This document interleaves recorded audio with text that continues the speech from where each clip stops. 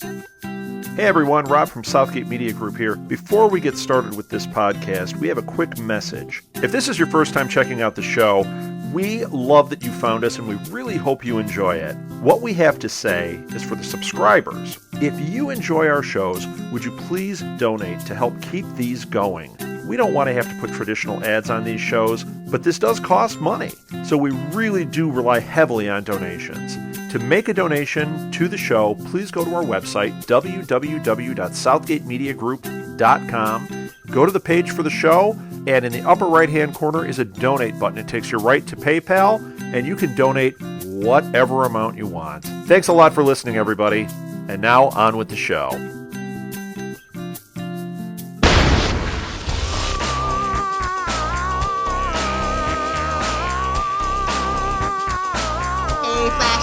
Welcome back to The Flashpoint, a Southgate Media Group podcast dedicated to the hit CW show The Flash, starring Grant Gustin and Candace Patton.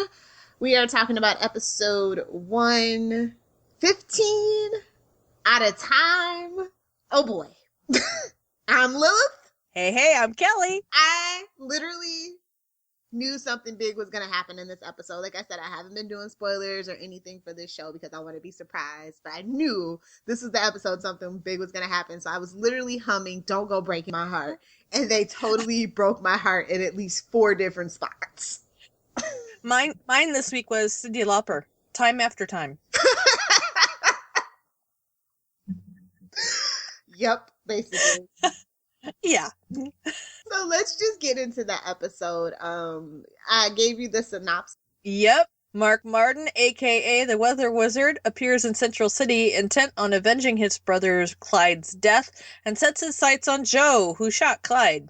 When Martin attacks Joe and Barry, Barry is able to super speed them to safety, but Martin gets away. Barry warns Joe not to go after a metahuman alone, but of course Joe doesn't listen and ends up in grave danger. Meanwhile, Cisco looks into the night the team captured the Reverse Flash and realizes something doesn't add up and begins to wonder whether Joe is right about Dr. Wells. Barry and Linda Park end up on an awkward double date with Eddie and Iris. That is understated. That is the most understated thing ever. Bowling even a sport? Hey, you watch it there. Blacklight Bowling is bomb.com. It is the perfect sport to play if you like to drink. Yeah. Well, I just was stealing the line. I know. Sport. I told Linda to watch it on Twitter too. This episode was written by Todd Hebling with his brother Aaron Hebling, and guess who directed this episode? Somebody I wasn't expecting to see on The Flash. Oh. Thord Freudenthal, who we just got for Arrow. Yeah. Who directed Hotel for Dogs, as we've discussed in a previous episode of Queen Consolidated. Just saying, I like the movie. We had Liam McIntyre as Mark Martin, the new Weather Wizard. We had Roger Howarth as Mason Bridge. Shout out to all you soap opera lovers. I know he's a big deal for you guys that watch The Flash along with soap operas. We had Melise Zhao as Linda Park. We had Chad Rook reprising his role as Clyde Martin in the flashback. And we had a wild Patrick Sabonye as Captain David Singh. And I knew something was going to go wrong when I saw him more than 2 times in the episode. And he actually had meaty, healthy lines. I knew something was going to go gravely wrong. Yeah, that does not bode well for him. I want to talk about the scoring, actually. It was, I noticed new scoring in both Arrow and The Flash this week. I don't know if you did. Yes. I like the scoring during the tsunami / flashback to 12 hours ago or something, whatever it was, however far he went back. I like that. Yes. There were some interesting new bits at the beginning, and then with Cisco and Dr. Wells' confrontation too. Oh, it gave me chills. We always wondered when they were going to figure out he was up to no good. Oh, we'll get there very shortly. So we start this episode off with a flashback from a year ago about what happened to Clyde Martin and his brother Mark when they got into that plane. See it from a different perspective. I like how we play with the perspective in this show. It's very effective, and it gives, it fleshes it out. It's kind of like it gives more continuity to something we've already seen. I just hope we don't carry that in this season 2, because we're like, okay, we know the particle accelerator blew up. But for season 1, it's really good, because that is a really huge thing that happened. People are still after Wells for that, as, you know, Barry made mention of. And right. With good reason, finally turns out. Meanwhile, in the present day, we go to a bowling alley that Barry has dragged poor Linda Park to, only to find Eddie and Iris there. And it turns because it's their favorite places in the world. Great minds think alike. So that turns into a super awkward double date, and everybody is really uncomfortable, especially Eddie. Like, okay, let me just pause and talk about this moment where freaking Iris wipes something off of Barry's lip. Okay, I wouldn't even let my mama do that to me after age 4. What? Iris, you need to quit, girl. I love Irish, y'all know I do, but, you know, if you got a problematic fave, you need to call them out on their shenanigans. Yeah, that was a little wow. I mean, you can understand people that grew up in the same house being that comfortable with each other easily. It felt like she did it just to make a point to Linda, though. Yeah, exactly. With her boyfriend, who is played by Rick Cosnett. I would have wiped something off Rick Cosnett with my tongue. I'm just saying, Iris, get it together, girlfriend. Eddie, pay some attention to him. That is all. Anyway, cut to Mark at the police morgue, pounding the poor mortician to death with hail. Like, what? Yeah, that was kind of random. I have seen hailstones about the size of softballs before, but the thing is, if they were that big, you know how long it would have taken them to melt? It was just a little tiny piece when he picked it up. Yeah, exactly. And I'm thinking, no, shenanigans. So the silent alarm is tripped, and Barry and Eddie get a call to go investigate. Eddie finds the recording of Mark demanding to know who killed his brother. And of course, he killed him anyway, after he told him. In between all of this, with Barry and Iris on their super awkward double date, we see a really sweet scene of Dr. Wells and Cisco watching Buster Keaton. I forget which movie it was. The Cameraman. Was it? Yes. Awesome. And Wells saying it's before his time. Oh my goodness. Just like, oh, it's going to be one of those episodes. I enjoyed that scene immensely.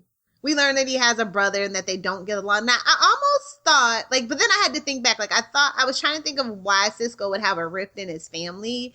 And I was going to say maybe he's gay, but then I remember that he actually was checking out girls. And I know that network TV tends to not do the bisexual route. So I don't know what the rift between Cisco and his family could be.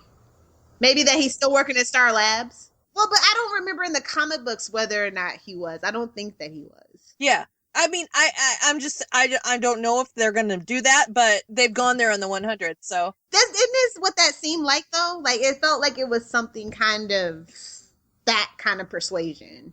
Yeah, or maybe his brother. Oh, maybe. You know, it doesn't necessarily have to be a thing with Cisco. Maybe his brother has made it really awkward. I don't know. Well, we got a hint at that, right? Hartley says, you're making yourself a new family here.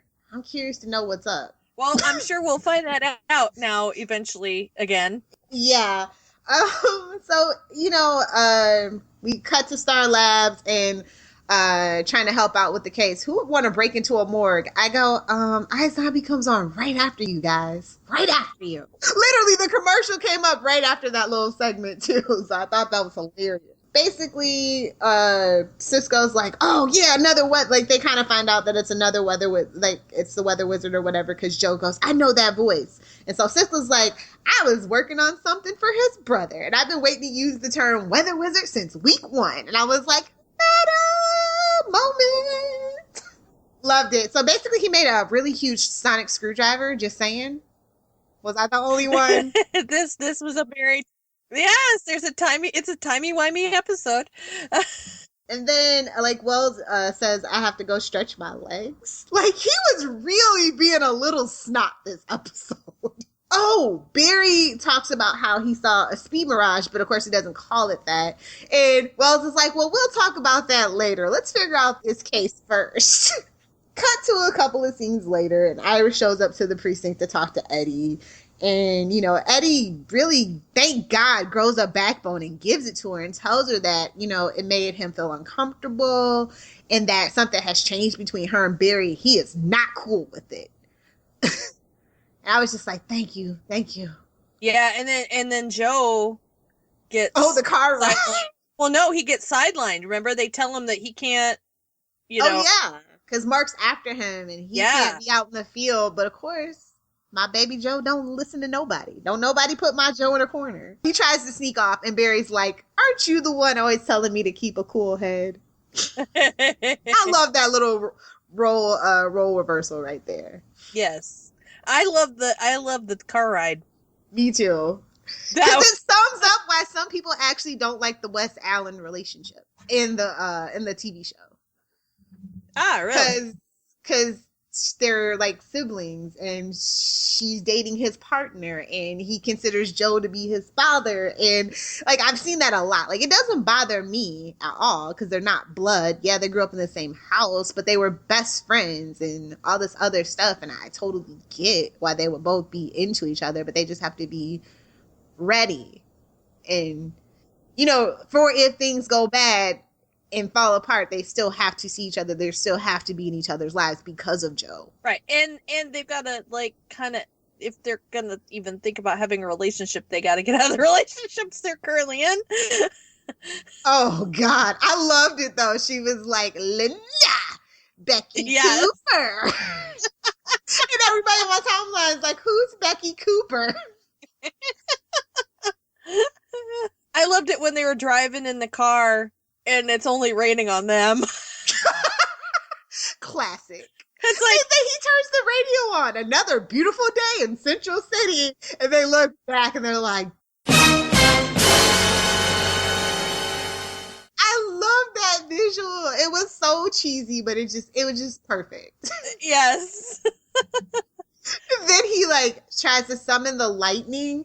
That was cool. And Barry shoves them out of the car. I loved that slowed down special effect. No, it's after that car scene that Joe goes back to work, and they tell him he won't let Joe work on the case because he doesn't want him to die. And I was like, aw, Captain Singh, you have a heart. That's not 2 times too small.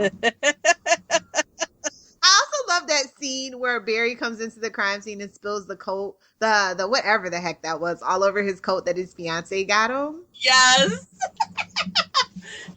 That was awesome. So let's cut to back at Central City Picture News. Mason Bridge has a scoop for Iris. See? Uh-huh. He's like, hey, why don't you look into that for me? And she's like, yeah, no, I'm going to go talk to Linda to apologize. But then Linda kind of calls Iris out for having feelings for Barry. Which she should. But she needs to let Eddie down more easily. Like, I felt so bad for Eddie in all of this. Yes. He's a good guy. You know, it's not Linda's fault that they're both hung up on each other either. Well, Linda belongs with another Flash, so I don't care about Linda. I'm just saying. Until Wally shows up, I don't want to see her ever again. And no, it's not because of the actress or anything. I'm just so OCD about Linda Park and Wally. Like, so disappointed. It's like, yeah, hey Wally, I tapped that first. Like, all kinds of wrong here. But anyway, then Iris goes to meet Barry for coffee to ask about the thing that Mason said about Stagg being alive and then Dr. Wells being the last person to see him. And I'm like, where did he get that footage? You would think Dr. Wells would have erased it. I mean, the guy that's like literally 15 years ahead of everybody here. Right. Well, the reporter guy is shady. Oh, you think Mason's shady? I think he may be shady. It's just something just doesn't seem right the way he can. He acts like a con man to me. I could see that. You know, he's pointing people certain directions, and seems like he's trying to do whatever he needs to do for what's best for him, kind of like Wells. Ooh, that would be interesting if he was another man in a yellow suit. That would be very interesting if he was. Because that's a twist I need, since they kind of ruined it, which I'll get to in just 1 second. Barry defends Wells and says there isn't a story there, and Iris kind of actually lets it go, seems like. So after that, what happens? Joe and Mark, Cisco stops by the precinct to give Joe the science screwdriver. I mean the weather wand, which is an awful name. Yes. And, you know, like, it's weird. Like, why don't you just have it on you? Why would you put it on this, like, table? Like, what plot point is convenient for convenience sake? Just, yes. And as Cisco is leaving in the elevator, he sees Mark come into the precinct, and Joe kind of confronts him, and he's being all heroic, and it's doing things to me. Just saying. A big fight ensues, and Captain Singh basically saves Joe's life. Yep. And Cisco calls Barry while he's in the elevator, and Barry is rushing so fast, he's literally seeing double. And so when he gets there, all the chaos has happened, and he lifts Captain Singh to the hospital. Like, finally, they're doing that. This is not the first time that he's done it, but I just want to bring it up, like, because they weren't allowed to do it in the old show for whatever reason. But, like, this is like, yeah, this is what the Flash is meant to do. Get people to the hospital in time. Oh, yeah, we learned that he might not ever walk again, and he has possibly extreme brain damage, so he might not be the same person that he was. Well, that could be interesting to explore. I think him not being the same person, maybe he got a power because he was damaged by a guy who had powers. That's kind of what I'm wondering. Yeah. That might be a little slick foreshadowing. I don't know that I want Captain Singh to be something, though. I like him just being the captain. But, I mean, it's not going to matter at the end of the day because we'll get to that in theories, but... Maybe it messes with his personality, and maybe he becomes a liability to the Force. Maybe, they could do a lot of things with it. Yeah, they could. We meet the fiance when we're at the hospital, and the nurse is like from 1951, apparently. Hey, Central City has equal spousal rights, so yay for Central City. There you go. I like that Joe kind of stood up for him, like, hey, lady. Yeah. What you doing there? Very true. What else happens? Oh, and the fiance says that, the captain is all bark and no bite. A very loud bark, but still no bite. I like that description. So then, Barry kind of comes to the lab and he says, hey, you won't believe what Iris said. Do you think there's any truth to this? And Caitlin is like, no way. And Cisco's like, no, question mark? So Barry rushes off to do something, and then Cisco pulls Caitlin to the side, and he's like, I've been running these scenarios, and something just doesn't add up, and I think, something's up with Dr. Wells. And Caitlin's like, how could you think such a thing, Cisco? He's got more than 500 brain cells. Oh my God. So Cisco's like, no, trust me, something doesn't add up. Can you keep him out of the lab tomorrow morning? And she reluctantly does so. So how about the Danish, Dr. Wells? Oh yeah. So cut to that scene particularly. They're at CC Jitters, and they're having he was trying to have more than 2 hard-boiled eggs apparently or something. I didn't really get that. That's what he normally has for breakfast. Yuck. Yeah. Just yuck. That is not my choice. And she tries to get the coffee, and he's like, shouldn't this be to go? And I was like, damn, you can't spend 5 minutes with Caitlin? Mm-hmm. You did almost kill her fiance.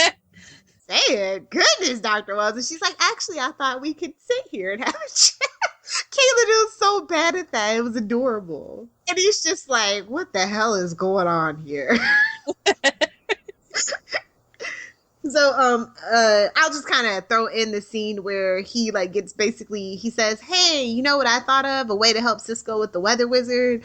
Yeah, we should go tell him that right now. And Caitlin's like, yeah, let me go get these to-go coffees. And when she turns around, his wheelchair's there, but he isn't. But cut to the scene before that, and it's Cisco messing with the containment field, and the Reverse Flash shows up in the containment field to talk to him. And everybody's all confused, right? Yeah.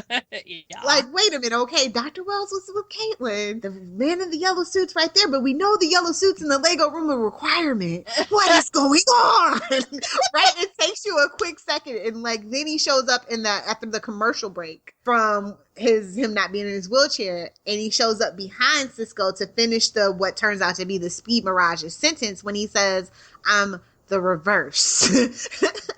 I'm not like the Flash, I'm the reverse. And I'm like, that's a little too on the nose, son. Yeah. And he just tells Cisco everything. You know that's never good. Oh, when the guy starts monologuing? No, sir. It was so sad. Like, in the previews, like, I had only heard what Dr. Wells said, so I kind of thought he was talking to Barry. If you saw that particular preview that I'm talking about where they have that particular part of the monologue, you were like a son to me. And so I thought that he was talking to Barry, but it made it hurt even more that it was Cisco. Oh, and he kills him with a vibrating hand. Maybe that's how he becomes Vibe. That could be. Yeah, the method of killing him was just really gruesome. Like, okay, so let's talk about the fact that I've been lied to. We've been lied to. It is Ebor Thawne. Dr. Wells is Ebor Thawne. That rule number 1, the doctor lies. I've been waiting all week to say that. No, rule number 1, showrunners are full of crap. I feel like this is like a lost level of being lied to. There better be another freaking twist. Mason better be another man in a yellow suit. Somebody better be another man in a yellow suit here. There will be, I'm sure. Like now, like next episode. I am like, because they kept saying, oh, it's not what everybody thinks. I'm like, of course it is. I'm just really disappointed that I fell for the bait. That's all I'm saying. Let's cut to Mark captures Joe after he and Eddie go to find his place, and he literally rips him out of the window with wind. Like, the way the effect was done, I was laughing, and then I felt sheer terror. Like, oh no, he has Joe. No, Barry goes to Central City News before that, though. Mason runs into him. That's what happens. I've jumped all ahead of this. About Wells.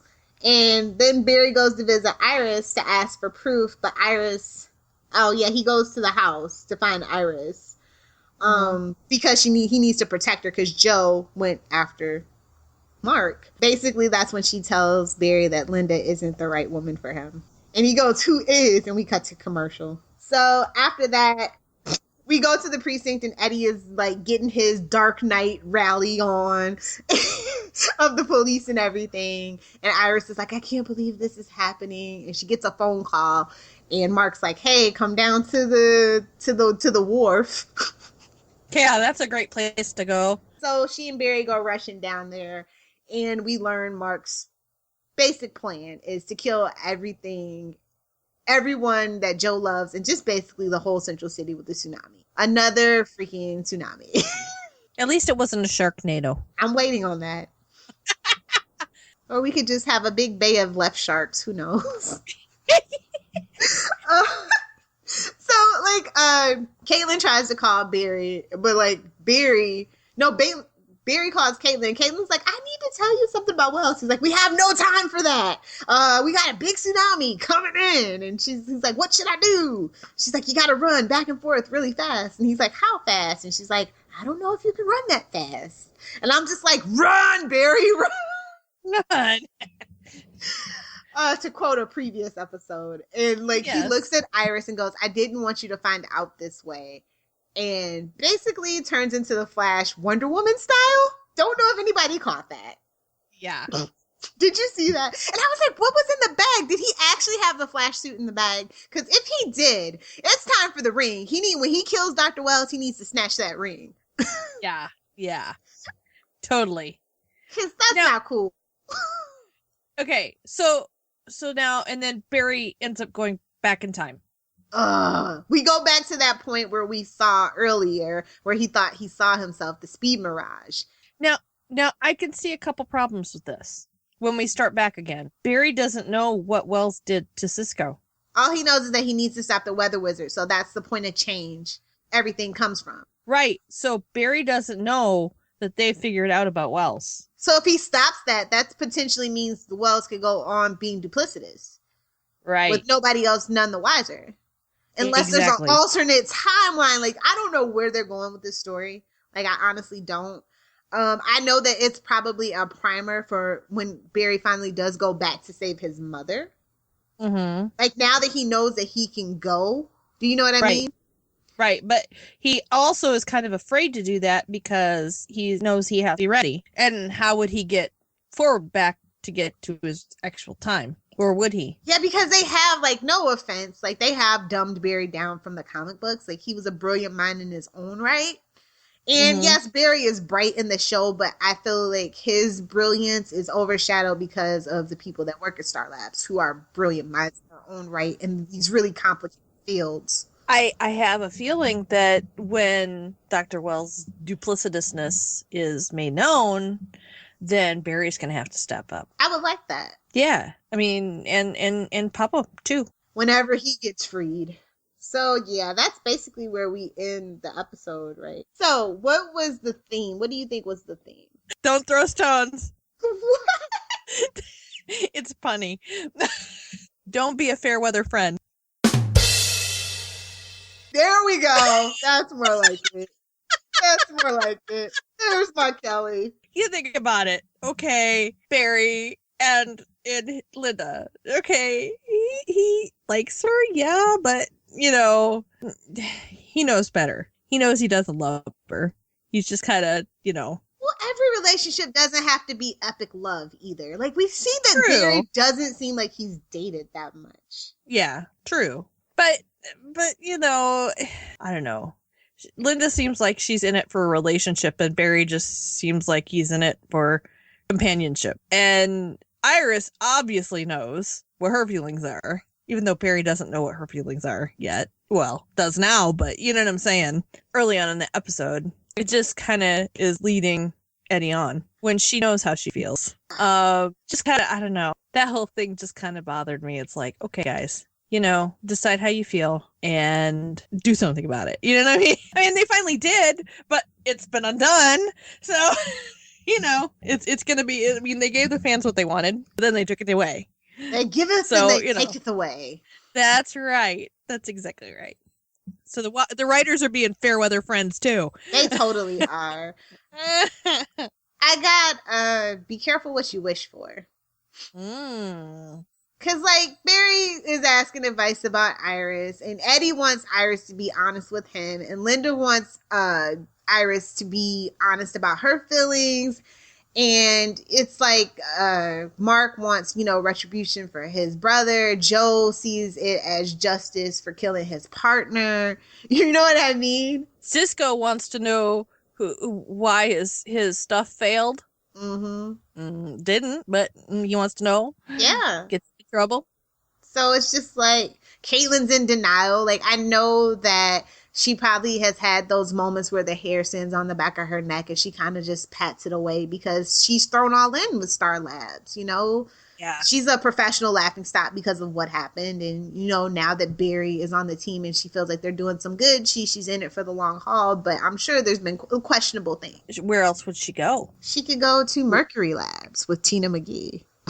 But would they take her seriously after what happened at Star Labs? That's the thing. I think Tina would. Tina probably would. Tina knows what's up. We need Tina back. I think if Star Labs goes under, Mercury Labs needs to come to the rescue. Just saying. Yes, because we haven't seen nearly enough Tina. We really haven't. There were some Easter eggs, but not many. The speed mirage is the idea of using speed to approximate being in two places at once. It's referenced early in the episode as a potential explanation for Barry seeing himself, and then, you know, Dr. Wells does. Yeah. I don't know how I feel about the speed mirage. I think it's a cheat. But it is a thing from the comics, so whatever. Yeah. Ebort Thawne, we finally find out the Reverse Flash, Harrison Wells, is really Ebort Thawne, who is this time-traveling supervillain who draws his power from the Speed Force, just like Barry does, but he uses them. Yeah, but who names their kid that? It's a 31st century thing. Who knows what they'll be naming the kids in the 31st century? I mean, we've got Gwyneth Paltrow naming her kid Apple. I mean, who are we? That's true. I know a guy named Durf. Really? Yeah. Is it like you know what his Dutch or something? No, Durf. You know what his dad's name is? Oh, what? Fred. Yes. No, I'm not kidding. Really? You're not kidding? I am really not kidding. And he's like my age. He's like in his 40s. Poor hippies. People who had to grow up with hippies for parents. We got a Walking Dead reference. I will watch, when Caitlin says fine, I will watch every episode of The Walking Dead with you. That was cute. Like, Caitlin is just the best. The wizard wand, in the comics, the weather wizard actually made the weather wand. So I found that interesting. So we got a reference to one of the best Flash issues ever, which is Flash number 123. And it's the Flash of Both Worlds, which I happen to own both the digital and hard copy. Because they go into apartment 123. And I just kind of like pretty much all I have. Because they were so focused on the story, and I appreciate that they didn't feel the... Like, I feel like when the story's light, that's when they cram in a lot of Easter eggs. Yes. This was like a really... Like, I was on the edge of my seat the whole time. It was very dense. And it went by so fast. Oh, yeah. I actually, came home, turned it on, and stayed awake during the entire episode. All the adrenaline, you're like, what's gonna happen? Yes. And that doesn't happen often, folks. Normally, I fall asleep about 30 minutes in. I know that sounds terrible. I watch it 3 more times after that, but I'm just pooped by the end of the day, so. What'd you give it for a grade? I thought it was a really good episode.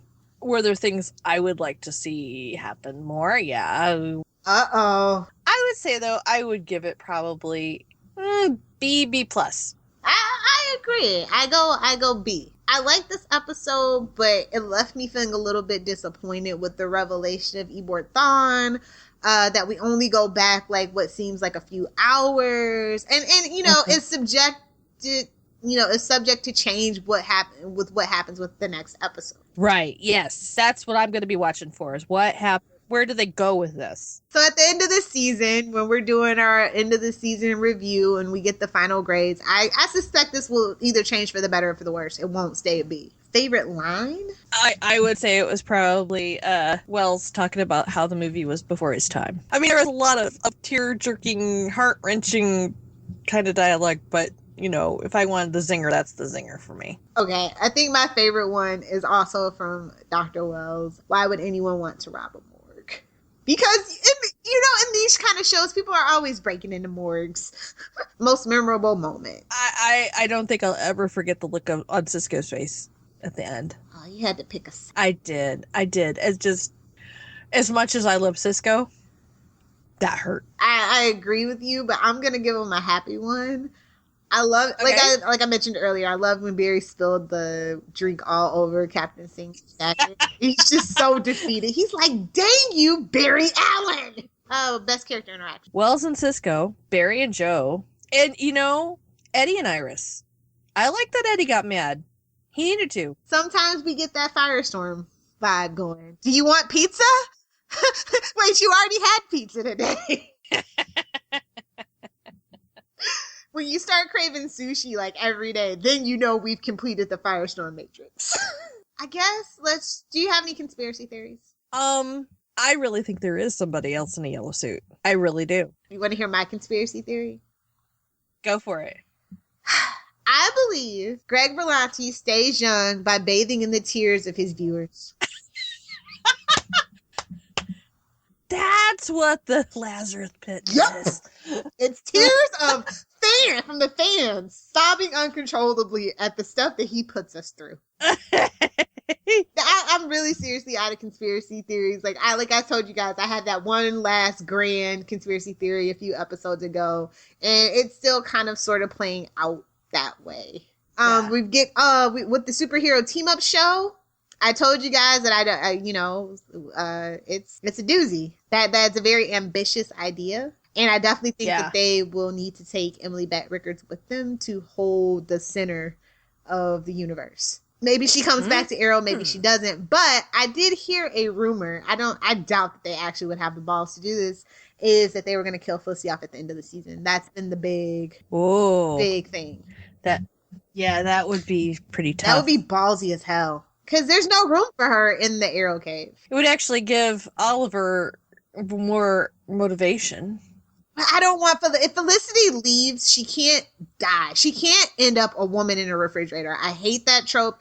Especially for the female characters that I love, because she is just coming into her own right now. Yeah. So I would probably start a riot if that happened. Like, I'd be at the front of it. Not because they killed her, but because she was a woman in a refrigerator. Like, if she died, like, heroically saving somebody and not at the hands of a villain, okay, maybe. But she's such a gem to the fandom and the show and the universe really as a whole that I don't see that happening. But I feel like they need to make sure everybody feels like nobody is safe. Like, you can't get, in a show like that, you can't get complacent. Like, Sarah, to me, that was no big deal. Right. And apparently she's coming back in some capacity, so. Right, in the new show, which, if the time travel in The Flash affects the continuity of Arrow. Which it should, just saying. It should. Then, yeah, they could easily do that. Yeah. Because when Barry goes back to save his mom. See, now I'm not even sure if they're actually going to do that towards the season finale. Like, I don't know what the hell's going on. Right. But I'm saying if he takes another travel back in time, her death isn't that far back. Yeah, it's only 14, 15 years. So, Canary's death is not that far back. For him to do anything that could affect that wouldn't take much. I think they're just going to have to say it's a Lazarus pit, and they knew, they grabbed her body, and something weird. It was a clone or something, if they're going to do it. You know? I don't know. Like, Nissa just had, like, a lock of hair. She's like, make this clone for me. You know that could happen. It could. Anything could happen. I think it's going to be interesting to see, too, what... I know they're talking more crossovers and more, it's crazy that they would do it. Because it's like the shows are like literally night, and with every episode, each show gets further and further apart from do you know what I mean? Yeah, but they are good friends. We haven't even had a phone call about Oliver being dead. How good of friends are they?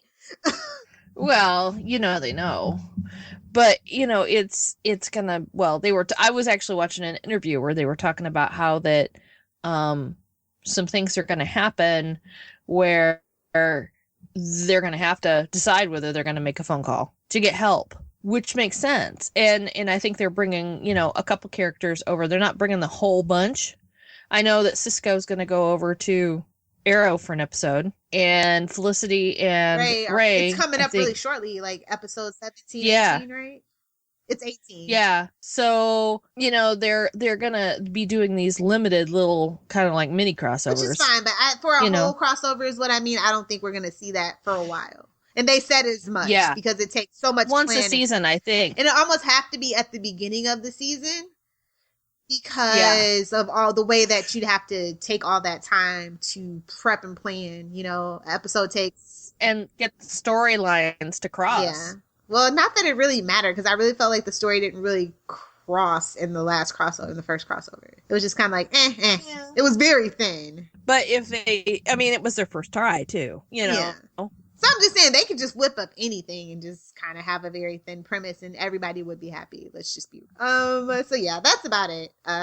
Shameless plugs and self-promotion? Sure. Well, you can find me on Twitter, Tumblr, Instagram, just about everything.